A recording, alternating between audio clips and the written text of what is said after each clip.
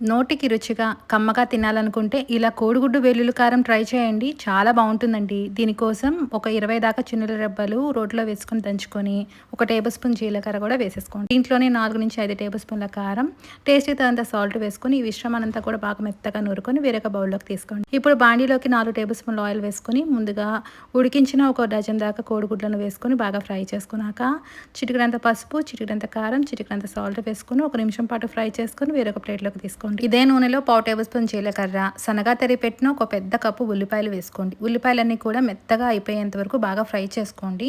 దీంట్లోనే ఇందాక దంచి పెట్టుకున్న వెల్లుల్లి ముద్దను కూడా వేసేసుకొని బాగా మిక్స్ చేసేసుకోండి.